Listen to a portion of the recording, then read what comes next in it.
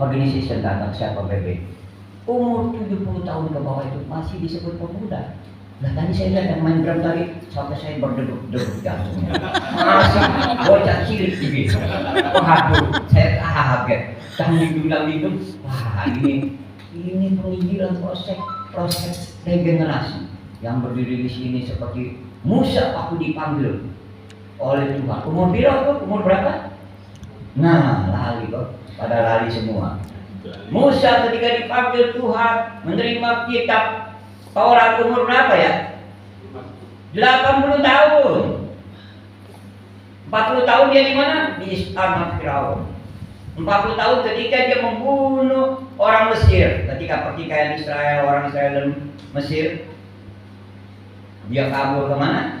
Ke padang gurun. Diproses Tuhan 40 tahun. Tuhan memanggil dia pada umur berapa? 80 tahun.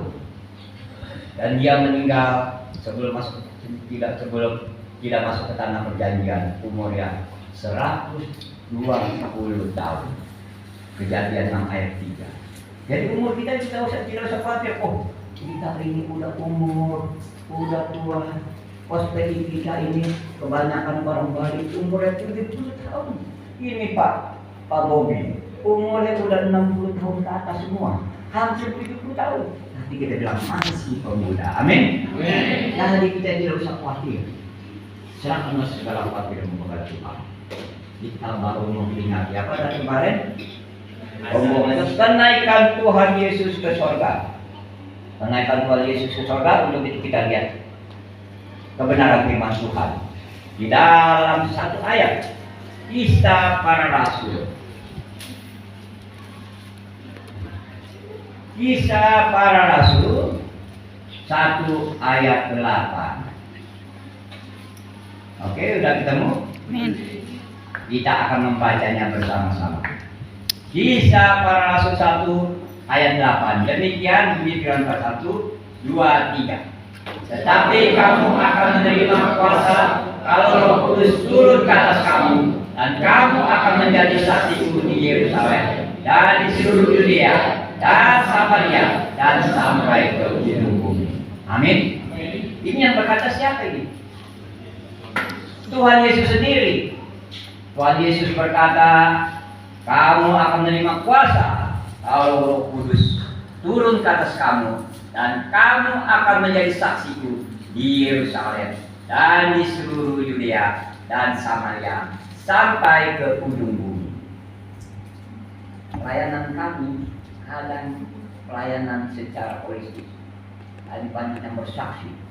Oh hebat persaksiannya yang perkawinannya 28 tahun kalau tidak salah. Tadi ada lagi yang bersaksi di desanya bla. Saya juga mau bersaksi bahwa Yohanes 3 ayat 13 berkatakan tidak ada seorang pun yang telah naik ke sorga selain daripada Dia. Siapa Dia itu? Yang telah turun dari sorga, yaitu Anak Manusia, Yesus Kristus namanya. Jadi kalau seorang pun tidak pernah mengaku kalau dia naik ke sorga kecuali Dia yang turun dari sorga. Makanya Bapak Ibu Saudara sekalian, di Jakarta, di Surabaya banyak apa ya? Kalau orang sini bilang pandito. Kita telah naik ke sorga, kita turun ke neraka. Apaan ini ke neraka? Di Surabaya gencar beritanya, trip to hell. Jalan-jalan ke neraka. Nanti tahu loh. Kita bingung. Oh dia begitu ngomong.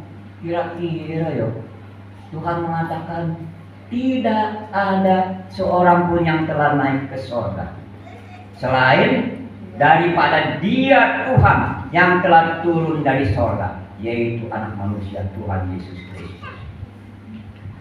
Jadi kalau yang bisa hubungan naik ke sorga, tentu yang dari sorga yang turun ke bumi. Dikatakan kita baru saja merayakan kenaikan Tuhan Yesus ke sorga. Maka arti makna kenaikan Tuhan Yesus ke sorga. Kadang-kadang kenaikan Tuhan Yesus ke sorga banyak orang yang kurang memahami maknanya. Kenaikan Tuhan Yesus ke surga adalah 40 hari sesudah kematiannya. Betul ya Bu ya? 40 hari kenaikan Tuhan Yesus sesudah kita tentu merayakan Jumat Agung, Paskah Kebangkitan dan kenaikan Tuhan Yesus surga, baru hari ke-50 turunnya Roh Kudus atau hari raya Pentakosta. Jadi kita lihat selama kehidupan Yesus di bumi, pokok titik sentral perjanjian baru. Alkitab perjanjian baru berbicara tentang Tuhan Yesus Kristus selama hidupnya di muka bumi. Jadi kalau kita pelayanan, topik utamanya dia bicara tentang Tuhan Yesus saja, jangan bicara tentang yang lain-lain. Ya, amin. Karena topik sentral kita harus melihat pengajaran Tuhan Yesus selama hidupnya di muka bumi. Kita lihat dulu Injil Matius 4 ayat 23 sampai dengan 25. Saya akan membacakan pada ayat yang ganjil 23. Bapak Ibu membaca ayat 24, pada ayat yang 25 kita akan membacanya bersama-sama. Injil Matius pasal 4 ayat 23. Temanya Yesus mengajar dan menyembuhkan banyak orang. Sudah dapat? Yesus pun berkeliling di seluruh Galilea. Ia mengajar dalam rumah-rumah ibadah dan memberitakan Injil Kerajaan Allah serta melenyapkan segala penyakit dan kelemahan di antara bangsa itu. Silakan.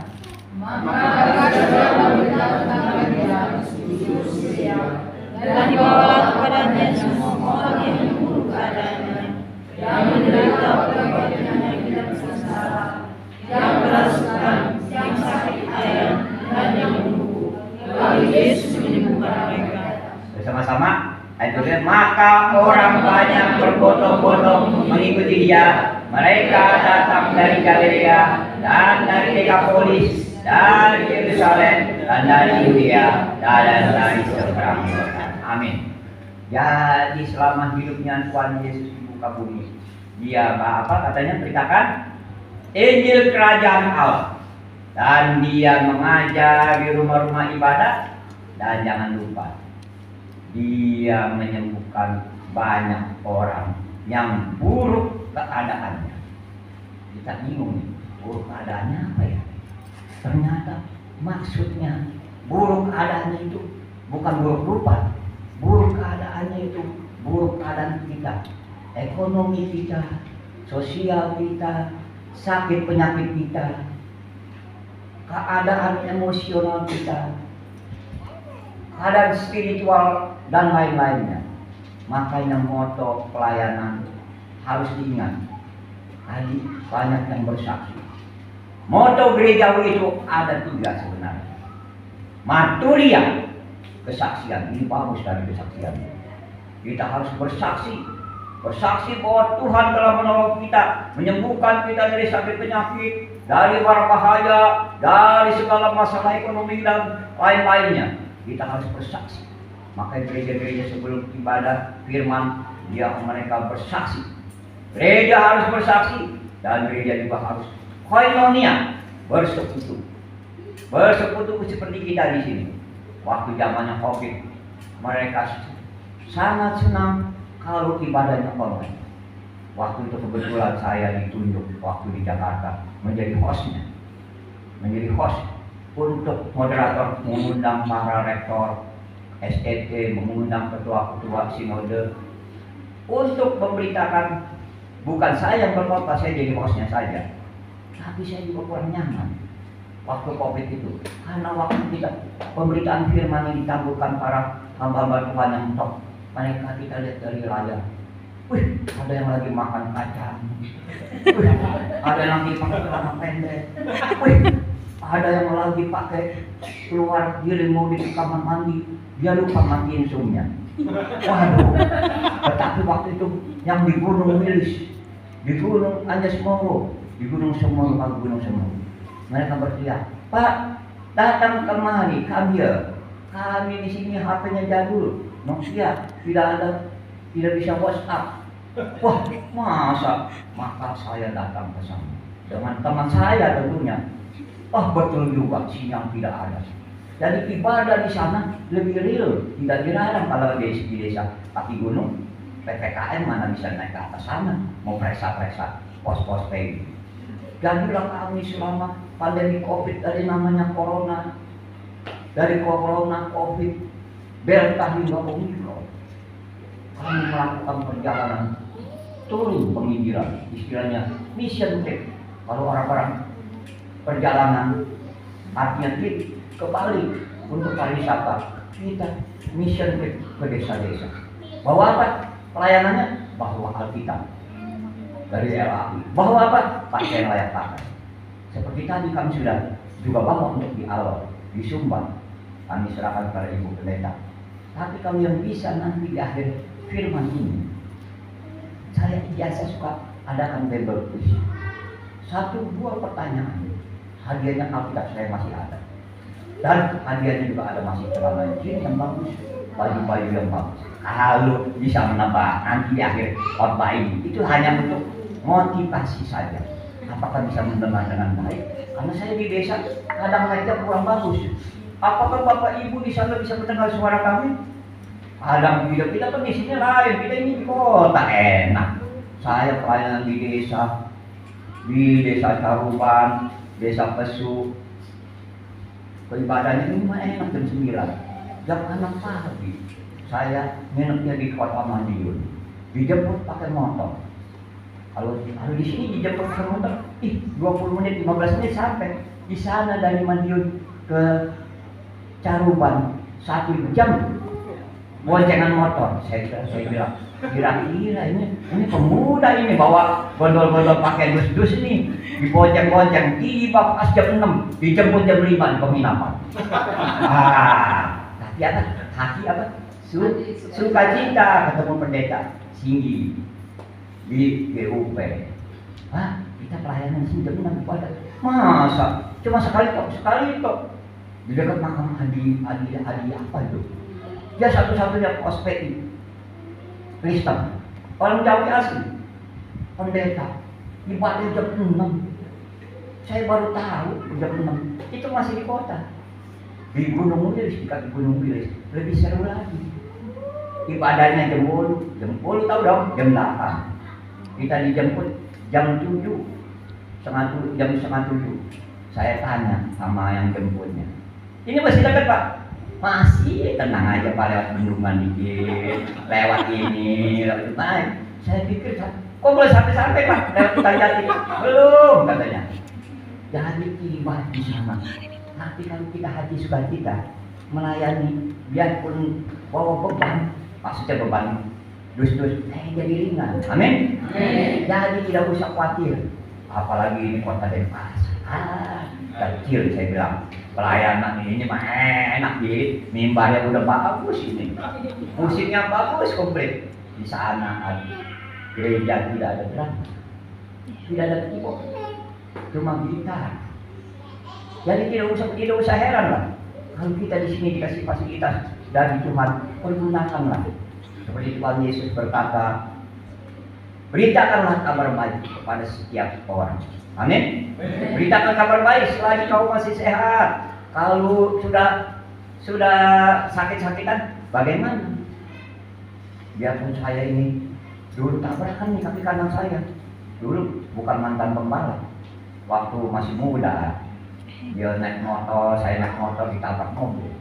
Syukur masih hidup bisa pelayanan. Amin. Jadi itu bukan karena betul kasih karunia Tuhan. Biar jalan semiring-miring.